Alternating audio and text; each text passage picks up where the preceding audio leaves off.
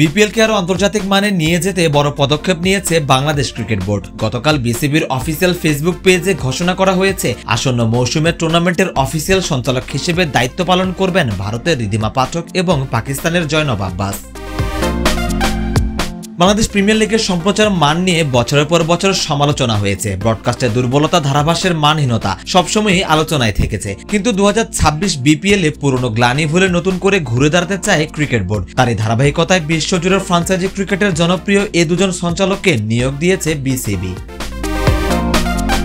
জয়নব আব্বাসকে Pakistan super league তথা PSL এর নিয়মিত দেখা যায়। পিএসএল এর ধারাভাষ্য কক্ষেও দেখা যায় জয়নবকে। এছাড়া ইংল্যান্ডের দ্য 100, সাউথ আফ্রিকার SA T20, আবুধাবি T10 লিগেও দেখা যায় এই পাকিস্তানি উপস্থাপককে। ফ্রাঞ্চাইজি ক্রিকেট ছাড়াও তিনি স্কাই স্পোর্টস, স্টার স্পোর্টস এবং টেন স্পোর্টস এর মতো বড় নেটওয়ার্কের হয়ে বেশ কয়েকটি আইসিসি বিশ্বকাপ সহ প্রধান আন্তর্জাতিক টুর্নামেন্ট কভার করে খ্যাতি অর্জন করেছেন।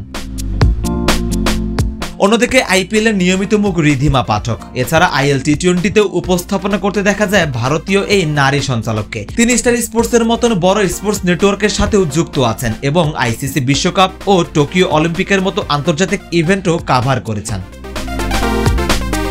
বিসিবি সেই পোস্টে দুজন আলাদা করে দুটি ভিডিও বার্তায় বিপিএল 2026 আসরে যুক্ত হতে পারায় উচ্ছ্বাস প্রকাশ করেছেন। রিধিমা জানান, বিপিএল এর অংশ হতে পেরে তিনি রোমাঞ্চিত এবং দর্শকদের জন্য মানসম্মত উপস্থাপনা দেওয়ার প্রতিশ্রুতি দেন। অন্যদিকে জয়নব আব্বাস বলেন, বাংলাদেশে ফিরে কাজ করা তার জন্য বিশেষ অভিজ্ঞতা হবে এবং তিনি এই আসরের অপেক্ষায় আছেন।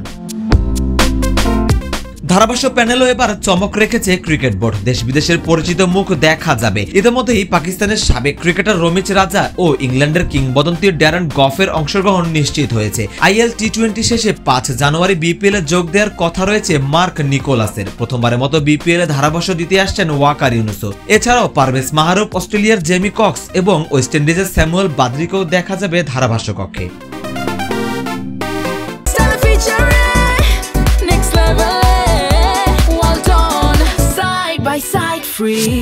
বাংলাদেশি ধারাভাষ্যকারদের মধ্যে রয়েছেন আতাহার আলী খান, শামীম আশরাফ চৌধুরী, মাজহারউদ্দিন অমি এবং সমন্বয় ঘোষ। বিপিএল গভর্নিং কাউন্সিল সূত্র জানায়, এখন পর্যন্ত 11 জনের ধারাভাষ্য প্যানেল চূড়ান্ত হয়েছে।